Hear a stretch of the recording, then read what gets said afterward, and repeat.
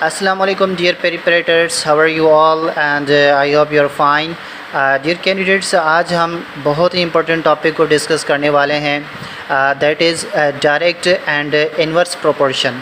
Ji dear candidates, direct and inverse proportion एक इतना important topic है जिसमें से बहुत सारे क्वेश्चंस बनते हैं और इनके क्वेश्चंस ऐसे आते हैं कि हमें समझ नहीं आती है कि ये क्वेश्चंस जो है वो किस टॉपिक से रिलेटेड हैं।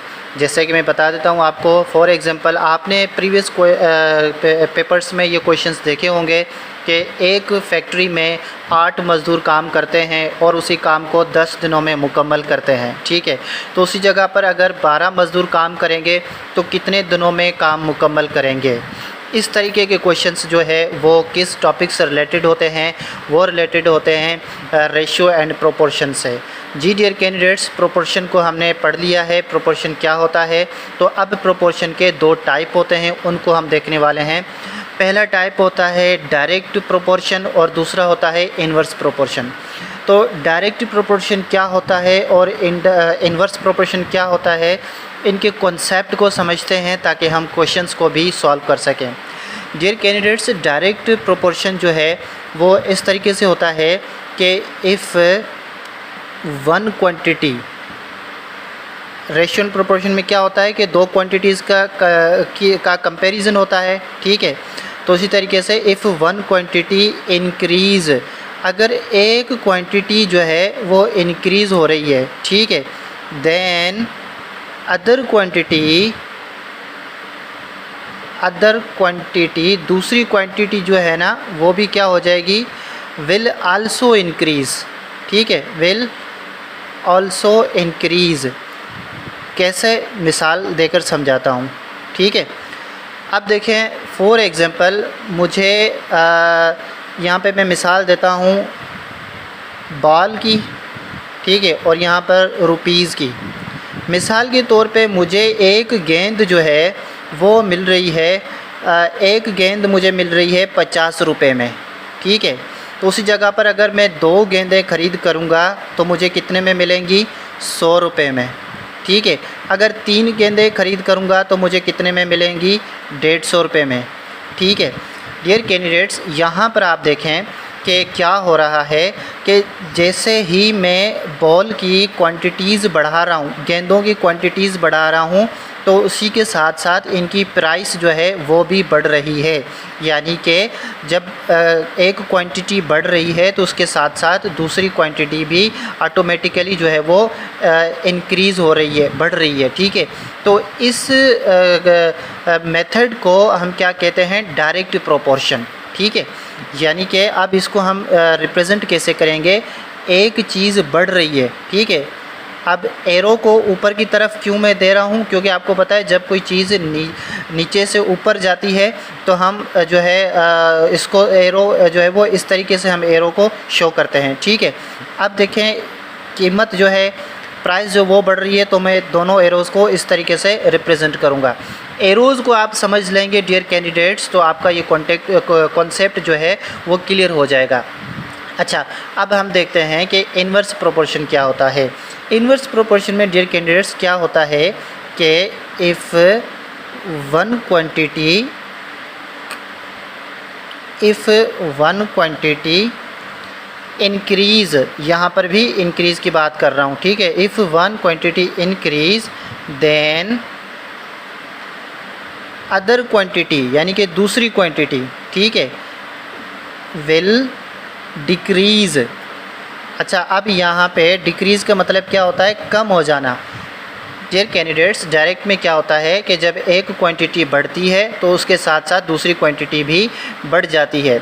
इन्वर्स में क्या होता है कि जब एक क्वांटिटी बढ़ती है तो दूसरी क्वांटिटी कम हो जाती है।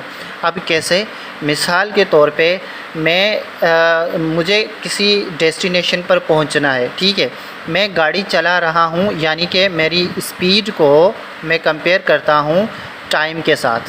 ठीक है, फॉर एग्ज़ाम्पल मैं जा रहा हूं 30 किलोमीटर पर आवर की स्पीड से और मैं वहां पर पहुंचता हूं 40 मिनट में। ठीक है, 40 मिनट के टाइम में मैं वहाँ पर पहुँचता हूँ।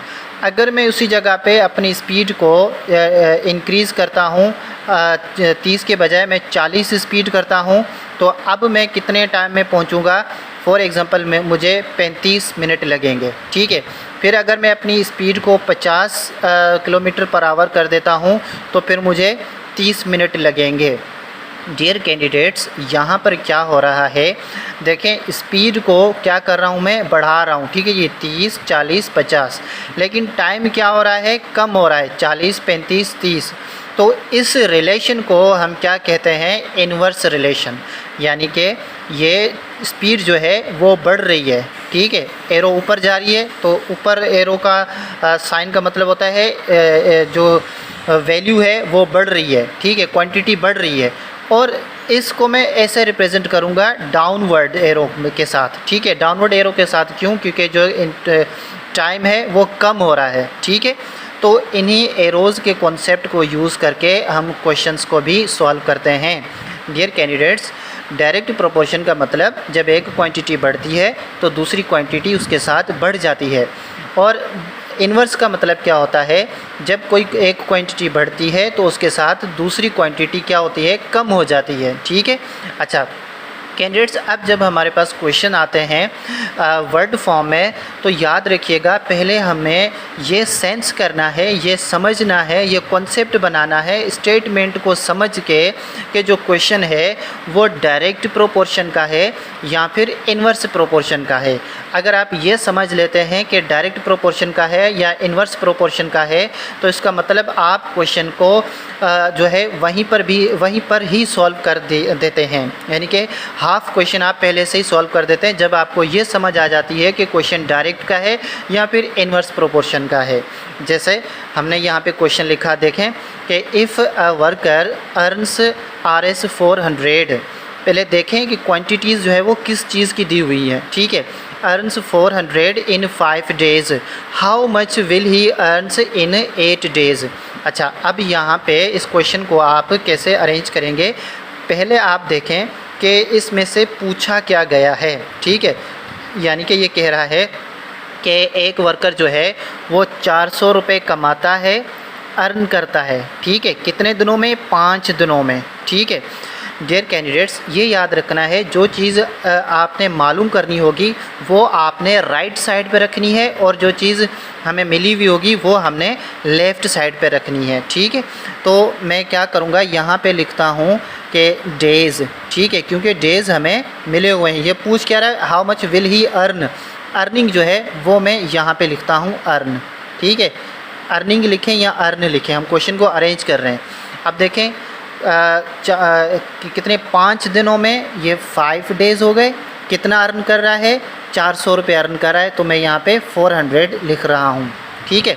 अच्छा, अब और कितने, 8 दिनों में, ये 8 डेज़ यहाँ पे मिले हुए हैं, तो 8 डेज़ में ये कितना अर्न करेगा ये हमें मालूम करना है, तो वहाँ पर हम क्या लिखेंगे, x लिखेंगे। डियर कैंडिडेट्स, देखें अगर हमें ये कहा गया होता कि 8 दिनों में कितने दिनों में ये कितनी रकम कमाता है, तो फिर हम डेज़ को इस तरफ कर देते और अर्न को इस तरफ कर देते, ठीक है। यानी कि जो चीज़ आपने मालूम करनी होगी वो आप इस तरफ लिखेंगे, जो चीज़ मालूम नहीं करनी होगी, जिसकी वैल्यू दी हुई होगी, तो वो क्वांटिटी हम इस तरफ लिखेंगे, ठीक है। अच्छा, अब यहाँ पे ये रिलेशन बनाने के बाद आपने एक चीज़ ऑब्ज़र्व करनी है यहाँ पे कि ये कौन सा रिलेशन है, ये डायरेक्ट रिलेशन है या फिर इन्वर्स रिलेशन है। कैसे आप मालूम करेंगे, देखें यहाँ पे दिन कितने हैं, 5 हैं, और यहाँ पे दिन कितने हैं, 8 हैं। यानी कि दिन जो है वो क्या हो रहे हैं, बढ़ रहे हैं, ठीक है, दिन बढ़ रहे हैं। अब इन डेज़ को आप अर्निंग के साथ जो है कंपेयर करेंगे, ठीक है। भाई 5 दिनों में वो बंदा कितना कमा रहा है, 400 रुपये, तो 8 दिनों में कितना कमाएगा। ज़ाहिरी बात है, अब क्या सेंस बन रहा है, अगर 5 दिनों में 400 रुपये कमा रहा है तो 8 दिनों में ज़ाहिरी बात है 400 से ज़्यादा कमाएगा। तो क्या मतलब हुआ कि डेज़ और अर्निंग का जो रिलेशन है वो क्या है, डायरेक्ट है। यानी कि क्या एरोज़ यूज़ करेंगे हम, नीचे से ऊपर की तरफ, ठीक है, और यहाँ पर भी नीचे से ऊपर की तरफ। क्यों? क्योंकि डेज़ बढ़ेंगे तो अर्निंग बढ़ेगी, ठीक है। एक क्वांटिटीज़ बढ़ रही है तो दूसरी क्वांटिटीज़ भी बढ़ेगी। अच्छा, अब हम क्या करेंगे, इस क्वेश्चन को सॉल्व करेंगे। अच्छा, इस क्वेश्चन को सॉल्व करने से पहले एक चीज़ मैं आपको पहले बता भी चुका हूँ, लेकिन फिर भी बता देता हूँ कि प्रोपोर्शन में हमने एक फार्मूला पढ़ा था, कौन सा, mean is equals to extreme. ये हमने फार्मूला पढ़ा था और हमने कैसे बनाया था, प्रोपोर्शन कैसे में मिला हुआ था, A रेशो B, फिर यहाँ पे प्रोपोर्शन का sign and C ratio D। हम क्या करते हैं, B को मल्टीप्लाई C के साथ और A को मल्टीप्लाई D के साथ, यानी कि A multiply D is equals to, ये प्रोपोर्शन किस में चेंज हो जाता है, इक्वल की साइन में, और फिर यहाँ पे क्या हो जाएगा, B इंटू C। आप इस फार्मूले को यूज़ करके ऐसे क्वेश्चंस को सॉल्व करेंगे। अच्छा, अब देखें, ये फार्मूला मैंने आपको बता दिया, ठीक है। अब यहाँ पे ये रिलेशन कौन सा बना, डायरेक्ट रिलेशन बना, ठीक है। तो हम इनको A ratio B ratio C ratio D में अरेंज करेंगे, ठीक है। तो ये क्या होगा हमारे पास, ठीक है, A रेशो B अगर मैं देखूँ यहाँ पे, तो A ratio B proportion C ratio D, ठीक है। अब क्या करेंगे, आप इसको लिखेंगे किस तरीके से डियर कैंडिडेट्स, एरो के टेल से हेड तक जाएंगे, ठीक है, यानी कि नीचे से ऊपर तक जाएंगे। यानी कि एक जो वैल्यू है क्या आ जाएगी, 8 और फिर रेशियो 5, क्योंकि हम नीचे से ऊपर जा रहे हैं, डायरेक्ट रिलेशन है, ठीक है। अब यहाँ पे सेम यहाँ पे मैं प्रोपोर्शन का साइन दूंगा और C रेशो D क्या हो जाएगा, 400। अब ये भी क्या हो रहा है, ऊपर की तरफ जा रहा है, ठीक है। तो हम क्या लिखेंगे, पहले x लिखेंगे टेल से हेड तक, ठीक है। x रेशो D क्या हो जाएगा हमारे पास, 400, ठीक है, 400। अब इसमें क्या फार्मूला है हमारे पास भाई, AD इंटू, अच्छा, AD यानी कि A multiply D is equals to BC, ठीक है। ये फार्मूला जो मैंने लिखा हुआ है, ठीक है। अच्छा, अब इस फार्मूले को हम इम्प्लीमेंट करके सॉल्यूशन करेंगे। भाई A क्या है हमारे पास, यहाँ पे देखें 8 है, तो हम यहाँ पे 8 लिखेंगे, ठीक है। D क्या है हमारे पास, D जो है वो 400 है, ठीक है। तो हम मल्टीप्लाई करेंगे 400 के साथ, ओके। अच्छा, अब ये इक्वल की साइन और B इंटू C, B क्या है हमारे पास, B 5 है और C x है, तो 5 मल्टीप्लाई x, ठीक है। इसको मज़ीद सॉल्व करेंगे, 8 को मल्टीप्लाई करेंगे 400 के साथ, तो 8 4 ज़ा 32 एंड ये 2 ज़ीरो यहाँ पे लगा देंगे।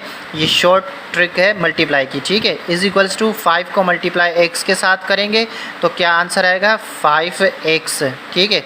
इसको मैं थोड़ा सीधा करके लिख देता हूँ, 5x is equals to 3200। Dear candidates, अब आपको पता है कि 5 यहाँ पे मल्टीप्लाई कर रहा है तो इस तरफ जाकर डिवाइड करेगा, ठीक है। तो x is equals to 3200 upon 5।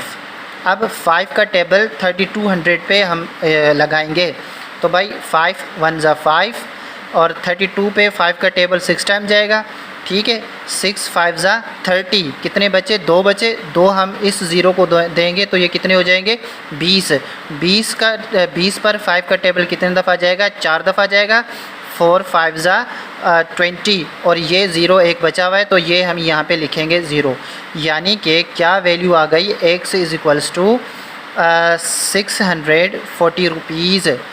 अब क्या डिसाइड हुआ कि एक वर्कर 5 दिनों में 400 रुपये कमा रहा था तो 8 दिनों में कितना कमाएगा, वो 640 रुपये कमाएगा, ठीक है। तो इस तरीके से आप ये डायरेक्ट अगर रिलेशन होगा तो आप क्वेश्चन को सॉल्व कर सकते हैं। अच्छा, अब नेक्स्ट क्वेश्चन को देखते हैं, फिर इसके रिलेशन को समझेंगे और फिर इसको हम सॉल्व करेंगे, ठीक है। ये कैंडिडेट्स यहाँ पर देखें कि 30 man complete a work in 10 days. कितने लोग हैं, 30 लोग हैं, ठीक है।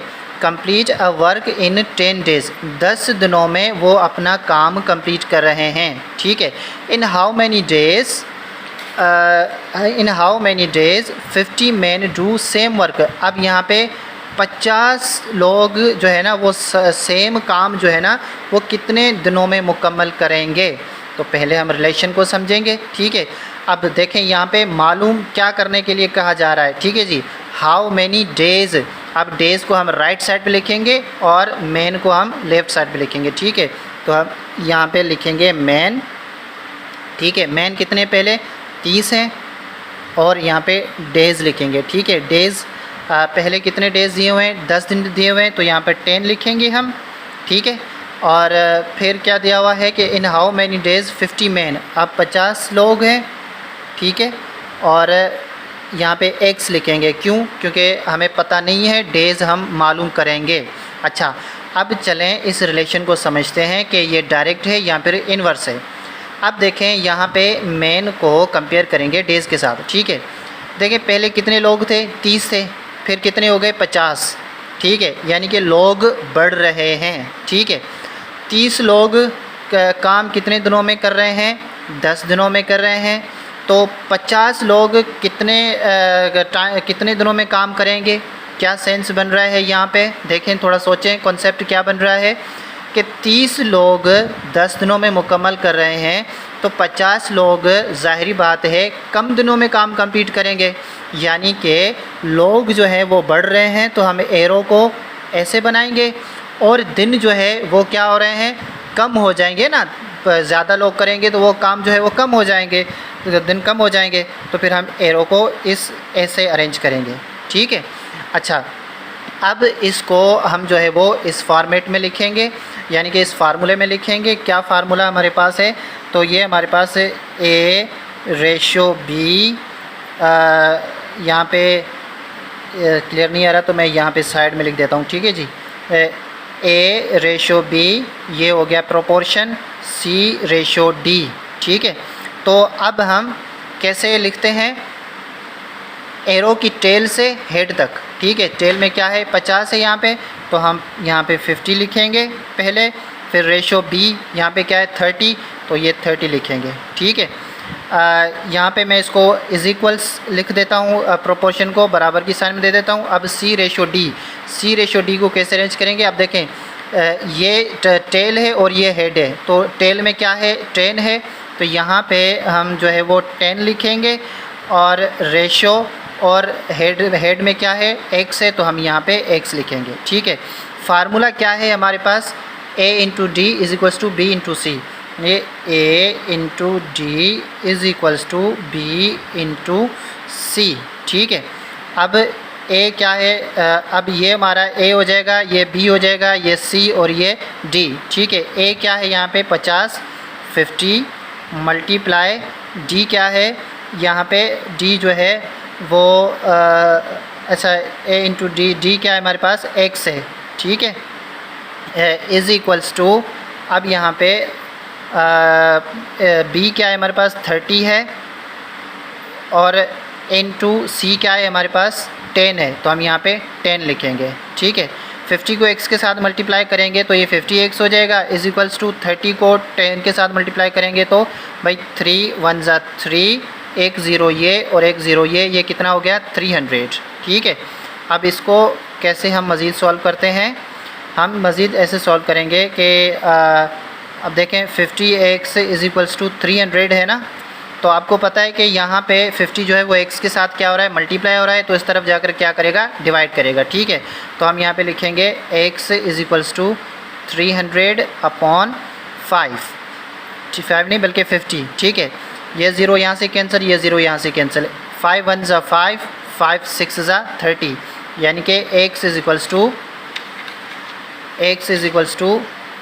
6 आ गया हमारे पास, ठीक है। यानी कि 30 लोग 10 दिनों में काम कर रहे थे, तो 50 लोग कितने दिनों में काम करेंगे 6 दिनों में काम करेंगे, ये हमारा आंसर आ गया। अच्छा, अब आप सोच रहे होंगे कि सर ये तो बड़ा लॉन्ग प्रोसेस हो रहे हैं, तो इतना तो टाइम ही नहीं होगा हमारे पास एग्ज़ाम में। तो बेटा ये जो है ना आपकी प्रैक्टिस पर डिपेंड करता है, जितने क्वेश्चंस आप प्रैक्टिस करेंगे उतना आपको जो है वो ये चीज़ें क्लियर होती जाएंगी। तो आई होप के डायरेक्ट और इन्वर्स प्रोपोर्शन आपको समझ आ चुके होंगे। नेक्स्ट वीडियो में हम देखते हैं कि जब क्वांटिटीज़ ज़्यादा मिली होती हैं तब उन क्वेश्चन को हम कैसे सॉल्व करते हैं। Thank you so much.